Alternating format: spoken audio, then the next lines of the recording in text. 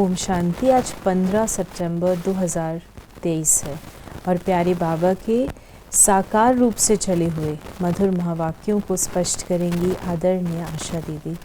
ओम शांति दीदी। बाबा ने कहा, मीठे बच्चे, तुम रुद्र ज्ञान यज्ञ में बैठे हो। रुद्र शिव बाबा तुम्हें जो सुनाते हैं वो सुनकर दूसरों को ज़रूर सुनाना है। यज्ञ है, रुद्र बाबा हैं, ये रुद्र ज्ञान यज्ञ है। बाबा कहता है जो ज्ञान मैं सुनाता हूँ वो फिर औरों को भी सुना, क्योंकि यज्ञ में जो ज्वाला जगती है तो ज्वाला जगने का भावार्थ होता है वो फैलती है। तो जो आप ज्ञान सुनते हैं वो औरों को प्रश्न है, बाप ने भी यज्ञ रचा है और मनुष्य भी यज्ञ रचते हैं, दोनों में कौन सा मुख्य अंतर है?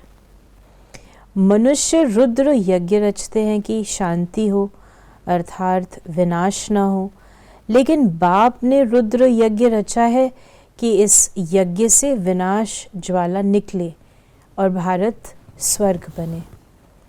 बाप के इस रुद्र ज्ञान यज्ञ से तुम नर से नारायण अर्थात मनुष्य से देवता बन जाते हो। उस यज्ञ से तो कोई भी प्राप्ति नहीं होती है। ये बाबा ने बताया, उस यज्ञ से कोई प्राप्ति नहीं, यानी वातावरण शुद्ध हो जाता है, एटमॉस्फेयर, लेकिन जो सृष्टि के परिवर्तन की बात है वो उस यज्ञ से नहीं होती है। गीत है तुम्हारे बुलाने को जी चाहता है। ये कितना मीठा गीत है और कितना अर्थ सहित है। जो विशाल बुद्धि वाले होंगे वो अच्छी रीति समझ सकेंगे। बुद्धि भी नंबरवार है ना, उत्तम, मध्यम, कनिष्ठ होते हैं। उत्तम बुद्धि वाले इसका अर्थ अच्छी रीति समझ सकते हैं। तुम्हारे बुलाने को जी चाहता है, ये कौन याद करते हैं?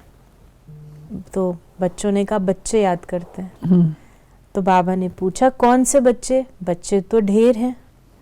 जो ब्राह्मण बने हैं, जो देवता थे, जिन्होंने ही पूरे 84 जन्म लिए हैं, उन्होंने ही जास्ती बुलाया है। वही शिव अथवा सोमनाथ के मंदिर की स्थापना करते हैं। सिद्ध होता है हम सो पूज्य देवी देवता थे, अभी पुजारी बने हैं। बरोबर हम पूज्य थे, फिर पुजारी बने तो सोमनाथ शिव की पूजा करते हैं। रुद्र यज्ञ बहुत रचते हैं, रुद्र ज्ञान यज्ञ कभी नहीं रचते। रुद्र यज्ञ बहुत रचते हैं, रुद्र ज्ञान यज्ञ रुद्र यज्ञ नाम रखते हैं, अभी भी ये रुद्र यज्ञ रचते हैं। तुम बहुत अच्छा समझा सकते हो कि रुद्र कौन है। क्या रुद्र ने कभी यज्ञ रचा था? कैसे रचा, फिर क्या उसकी सिद्धि हुई, ये तो कोई नहीं जानते। फिर बाबा ने कहा कि अभी तुम जानते हो हमको दादे का वर्षा मिल रहा है, जिसको ही याद करते हैं कि बाबा आकर अविनाशी ज्ञान रत्नों का दान करो। फिर हम भी दान लेकर औरों को करेंगे।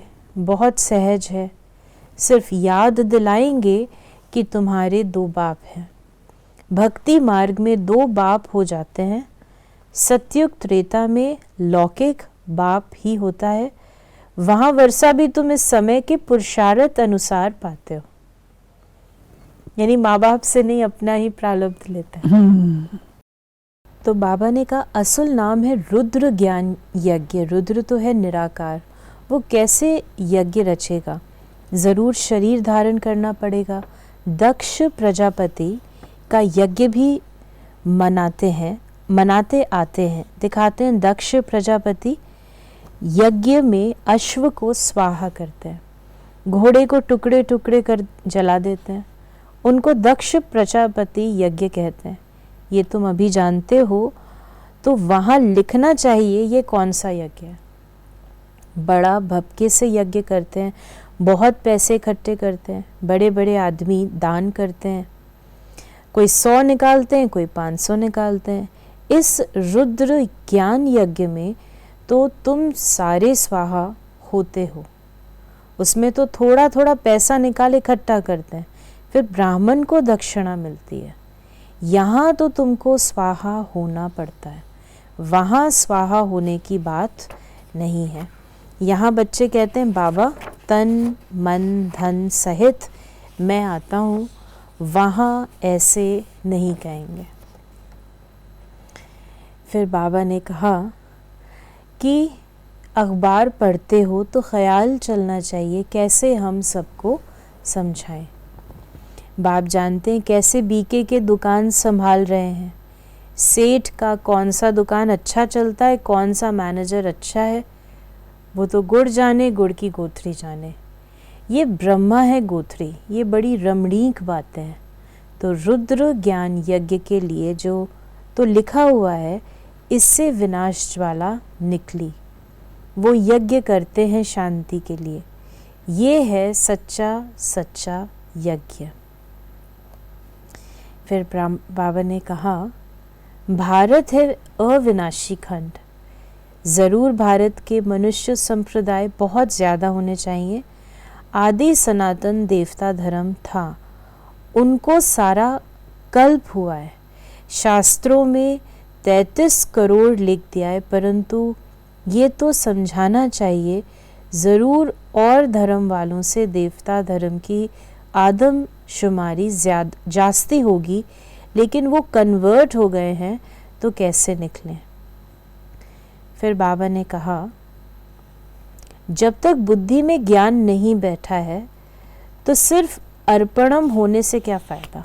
राइट, ऐसे आके रहना थोड़ी, धर्मशाला थोड़ी है, भगवान का घर है। अर्पणम तो ढेर बनते हैं, परंतु जो अच्छी रीति धारण कर और कराते हैं, प्रजा बनाते हैं, वही अच्छा पद पा सकते हैं। तो ये गीत एक्यूरेट है, बुलाने को जी चाहता है। सबसे पहले 84 जन्म किसने लिए होंगे? जो पहले पहले थे वो थे ही देवी देवताएं, सो भी भारत में थे। अभी तो कोई कहाँ कन्वर्ट हो गए, कई तो भारत से बाहर चले गए। नहीं तो वास्तव में भारत जैसा बड़े ते बड़ा तीर्थ और कोई है नहीं। फिर बाबा ने हमें कहा कि जहाँ तक रुद्र बाबा इस शरीर में हैं, सुनाते ही रहेंगे। तब तो शिव बाबा ब्रह्मा रथ में तो सुनाएगा। प्रजापिता ब्रह्मा भी तो ज़रूर यहाँ होगा। ब्रह्मा का दिन और ब्रह्मा की रात गाई हुई है।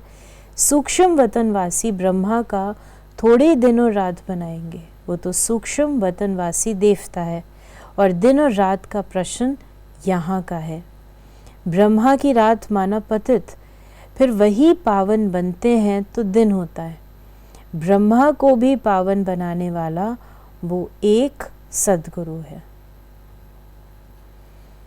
फिर बाबा ने कहा कि वास्तव में सेंसिबल तुम ब्राह्मण हो, तुम्हारे में जो अक्लमंद हैं उनमें भी नंबरवार है, दुनिया के अक्लमंद भी नंबरवार हैं। यहाँ भी जो सेंसिबल बनते जाएंगे वो ज़रूर अच्छा नंबर पाएंगे। हर एक अपनी दिल से पूछे हम कहाँ तक सेंसिबल बने हैं। जैसे बाबा मुरली चलाते हैं वैसे वहाँ भी तुम्हारी मुरली चल सकती है। तो इसको स्पष्ट करें, यानी बाबा के ज्ञान को सुनाना।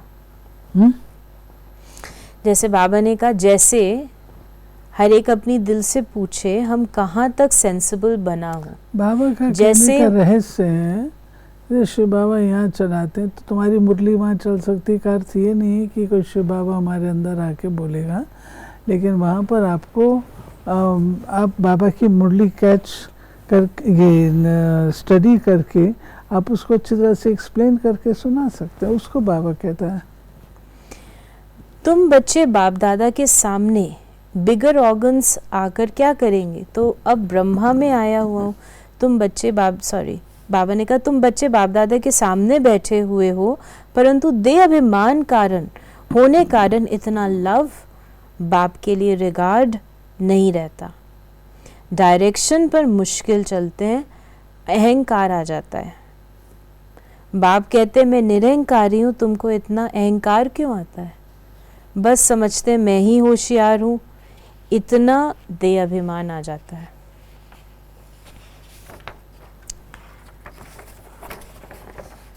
बाबा ने आज हम बच्चों को वरदान दिया, मालिक बन कर्मेंद्रियों से कर्म कराने वाले, कर्म योगी, कर्म बंधन मुक्त भव। ब्राह्मण जीवन कर्म बंधन का जीवन नहीं, कर्म योगी जीवन है। कर्मेंद्रियों के मालिक बन, जो चाहो जैसे चाहो, जितना समय कर्म करने चाहो वैसे कर्मेंद्रियों से कराते चलो तो ब्राह्मण सो फरिश्ता बन जाएंगे। कर्म बंधन समाप्त हो जाएंगे। ये देह सेवा के अर्थ मिली है, कर्म बंधन के हिसाब किताब की जीवन समाप्त हुई। पुरानी देह और देह की दुनिया का संबंध समाप्त हुआ, इसलिए इसे मर जीवा जीवन कहते हैं।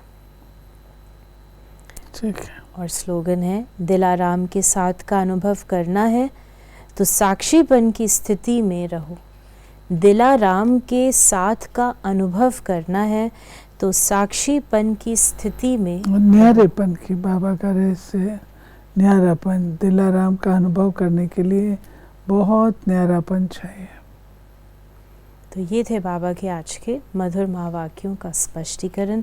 यदि आपके मन में कोई सवाल है तो उसे मैसेज या व्हाट्सएप कर सकते हैं 8826599309 पर। ओम शांति।